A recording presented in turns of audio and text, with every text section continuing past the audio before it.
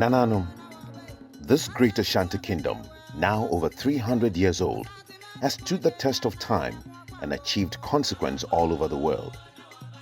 Nana Santehene, during the era of conquests, your predecessors and grandfathers led this Ashanti nation to conquer.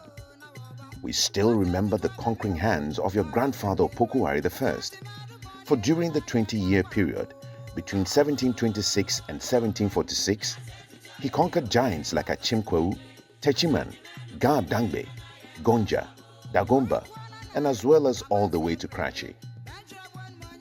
Nana Santehene, those were the days of the era of wars and warriorism, territory grabbing, conquests, and its eventual consequence called colonialism.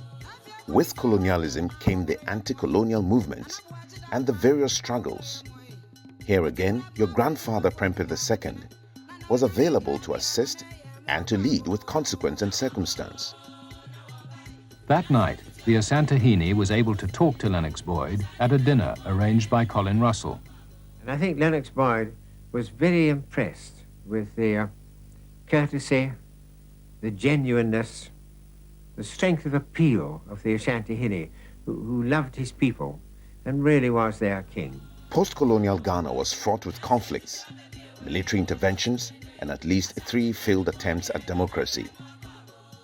Here again, your predecessor Opokuwari II was a bulwark to help steer the affairs of the country into a 4th republic.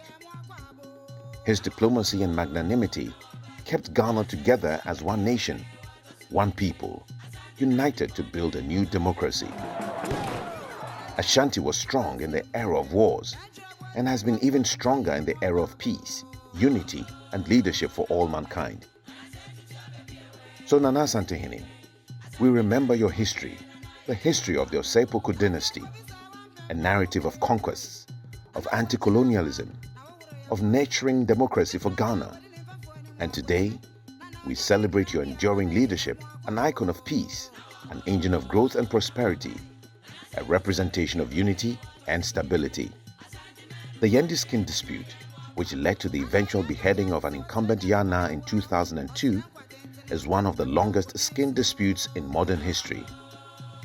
It began in 1968 and only ended when you, Nana Santehene, decided to dedicate your time, strength, and effort to resolving the crisis. And this happened when President Yaa-Na appointed you to lead the road to peace in Dagbon, combining that with the visionary leadership of President Akufo-Addo, who had long indicated his commitment to resolving this matter before he ascended the presidency in 2017. Nana Santehene, after you chaired over 1,000 separate meetings in this Mencha Palace, you confidently guided the process to its logical conclusion without fear, favor, or political influence.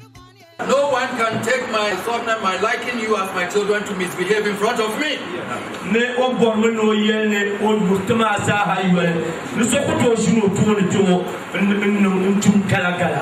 if the Yaa-Na were sitting here denying you cannot misbehave like that, so you don't do that in front of me. I hold that authority and power here, and therefore no one. Please, let me have the patience of my sons to resolve, try and find solutions to this, but I don't want anyone to take it for granted. No. Let me put it on record that at no time has any president or party or political party brought any influence at all on this committee. None of them. You have not brought any pressure on us to resolve this. Sure, they know I would never allow anyone to bring pressure on me to settle issues on whether the president likes it this way or not. That no one can force me to do it. So we've come to this conclusion based on the customs and traditions of Dagbon, and we want to assure you that we'll continue through that till we get a new Yaa-Na. So the impression that the MPP is now here and they're in a hurry to perform the funeral of Nana Muhammadu, no, that's not the issue. So the president sitting there has not brought any pressure on me to resolve that. And I've gone through NDC and MPP governments, and none of them brought any pressure on me. We've resolved this through the customs and traditions, and we are here to present that to you, Mr. President. So thank you very much.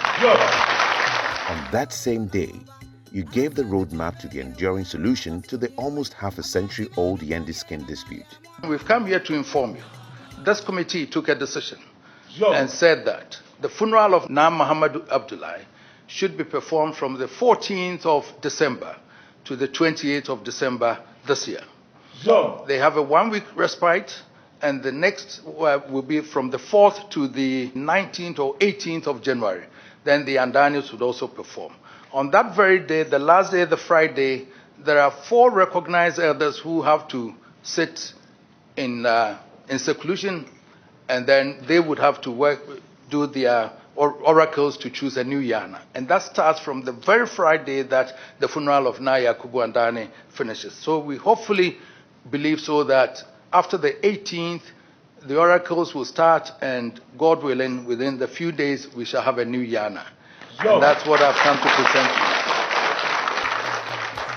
Nana Asante, everything you said on that occasion happened according to plan, and then the grand occasion occurred. A month ago, almost to the day, I was in Yindi, fittingly attired as a self-proclaimed Prince of Dagbon, to witness the installation of Yaa-Na Muhammad Abukari II as the overlord of Dagbon. Thousands of our compatriots were there to share in the joy of the occasion. It was a ceremony that many had despaired we would ever see. But a new Yaa-Na, accepted by the 2 gates of Abudu and Andani, was installed on that day.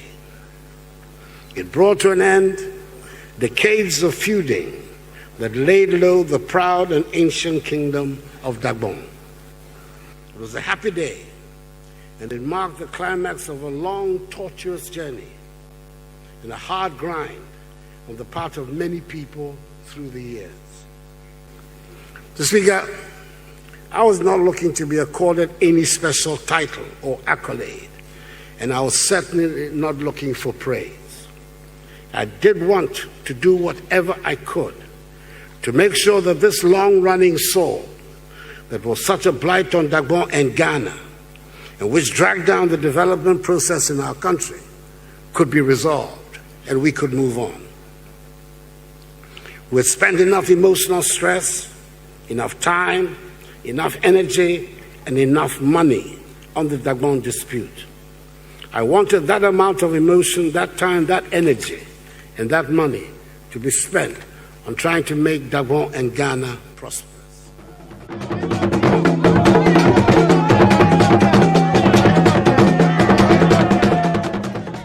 Nana Asante, on this note, we say thank you for your efforts to bring lasting peace to Dagbon.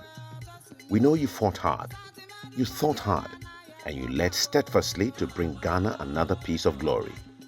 You thoroughly deserve this commemorative lunch. To Mr. President, we say thank you. It is under your presidency that all the work came to fruition. We started from President Kufuor, and then we went through late Professor Mills, and then we went through President Mahama, and then now you sit in the chair, and I stand before you here to present Dagbon as where we have reached now. And therefore, maybe you are the luckiest president, because Thank you for your vision. Nanano, yedamo asiensa.